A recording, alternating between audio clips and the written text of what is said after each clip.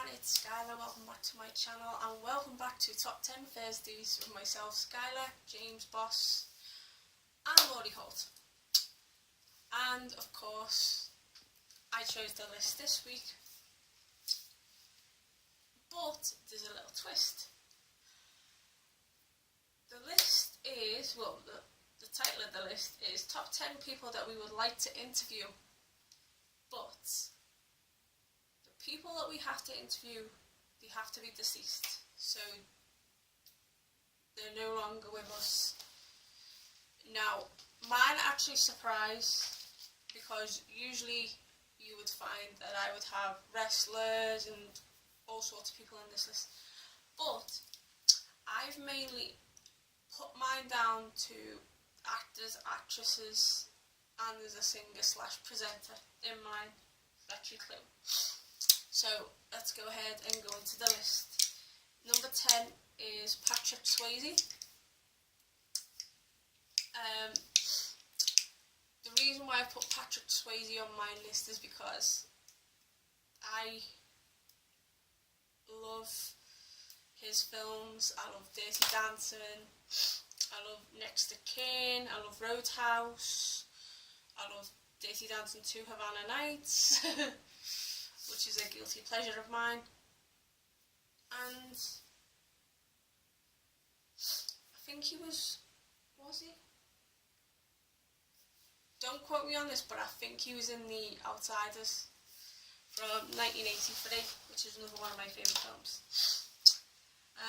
I think I would just love to interview him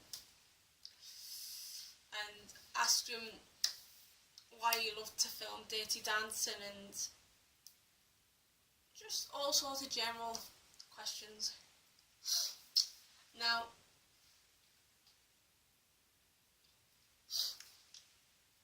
next on my list is number 9, is an actor by the name of Aldo Valletti.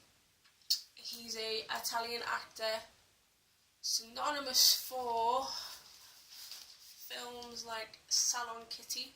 He was in Salon Kitty, and he was also in the synonymous film Salo, or 120 Days of Sodom. He was the curly hair guy in Salo. I wouldn't like to say what exact scene he was in, but if you ain't seen the movie, all I will say is there was this one scene that he was in specifically, and they were all eating the food. I'm not saying what food it was. If you've seen the film, then you'll know what sort of food I'm on about. And one of the guards ended up sort of like raping one of the girls who was like waiting on, and she didn't like it, and he turned around, pushed the girl out the way and said, no, you try me. Basically, he had to do something to him, and he wanted it to happen. So yeah, he's the actor behind that infamous scene. Number 8 and number 7 are also from Salo, 120 Days of Sodom, and they're like the female roles in the film. Starting with number 8 is Caterina Barato. Now, I'm not too sure, so don't quote me on it, but I think she was the girl that was telling all the stories. They were in like the main hall. She come out with these extravagant like outfits, and she was like telling all these stories about stuff that happened to her, and it got like the men doing stuff to the girls and the boys, and I think that was her, but don't quote me on that. Which brings me on to number 7, which is Elsa Di Giorgi. Now I think she was like the elder lady that was like telling everybody to do their parts in the film, like you have to do this, you have to do that, like basically telling them everyone what to do and making everybody do this and do that. Besides the gentleman, so that's out the way. Number 6 is, of course, Scouse's own Cilla Black, who just recently, not long, passed away. And I would just love to just ask her anything and everything, because, little story I would say, I went on a little holiday in Wales when I was about 9, I think it was like 9 or 10, and I was with a church group, and we had to sort of like reenact blind date, but like a Christian sort of blind date. And I, of course, was Cilla Black, and I had to take on the accent and stuff like that, and it was good. I almost wet myself, but it was I had a good fun time. It was enjoyable, and it was really good.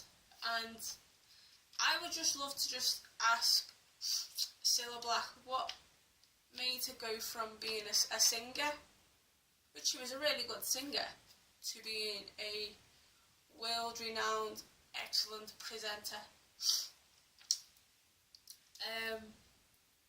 Number 5 is the director to Salo, or 120 Days of Sodom, is the infamous Pier Paolo Pasolini.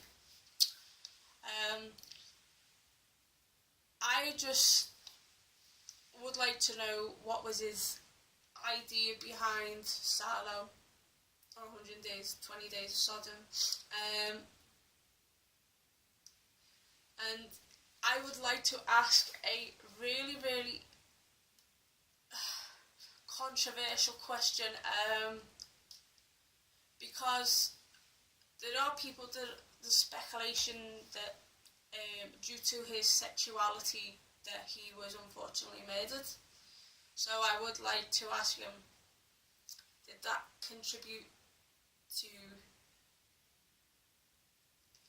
you being murdered, and did that influence also you being gay to being an influential factor to creating Salo, or 120 Days of Sodom? Number 4, Lucio Fulci. Everyone knows he's like my number 2 favourite director, because number 1 obviously is Dario Argento. I would just love to ask Lucio Fulci how on earth he created the masterpiece that is one of my favourite films, that is in my top 10 films of all time. It's Manhattan Baby. I'd love to know behind that, and I'd love to know about how he created zombie flesh eaters, and of course the infamous film New York Ripper. And just don't know what else to say, because he's just a phenomenal director. Number 3 is Angus Scrimm.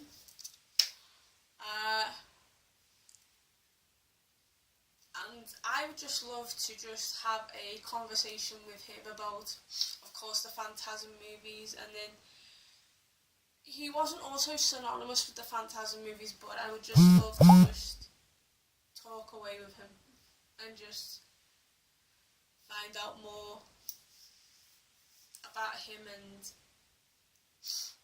just ask them questions. Number 2 is Yvonne Di Carlo. No surprise there. Miss Lily Munster. She also worked alongside John Wayne in McLintock, which is another one of my favourite films. Followed by here. And then there's, what's the other film? There's another film that she's in. But I would like to know her earlier days before she got into her actressing career, because she used to be like it's like what you call like a burlesque dancer, but she wasn't at the same time. So I'd love to know, and then I'd love to know everything about how she portrayed Lily Munster. I would just be in heaven interviewing if I would love to interview her.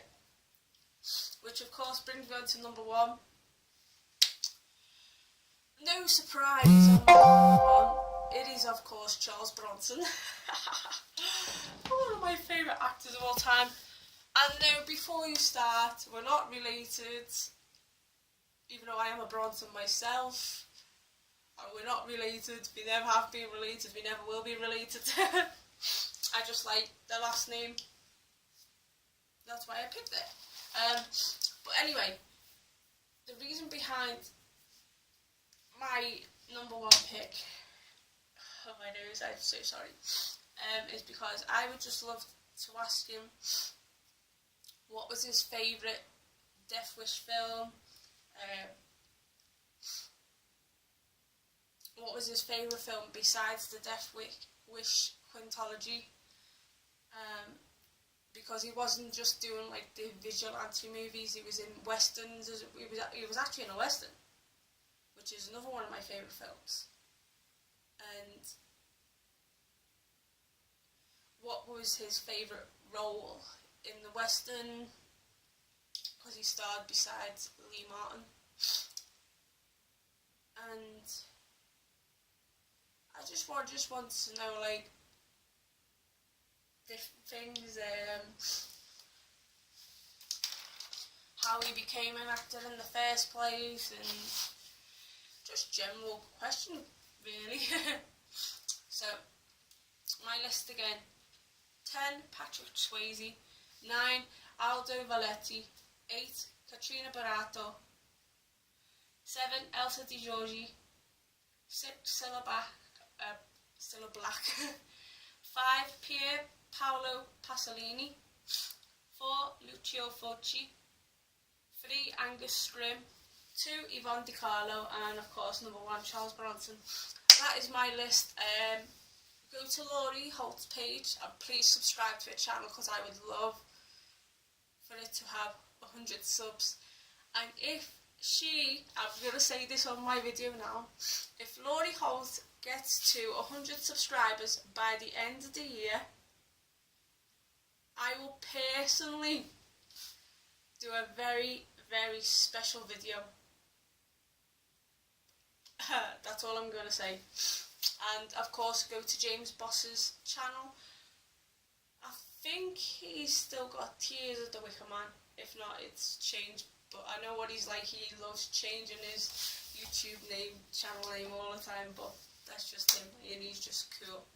So go and check out their videos. And of course next week it's either Lauri or James's turn. We'll let you know when we do our videos. So of course I hope you liked this video. Stay gory, have unpleasant dreams, and I will see you all soon. Ta-ta for now. Bye.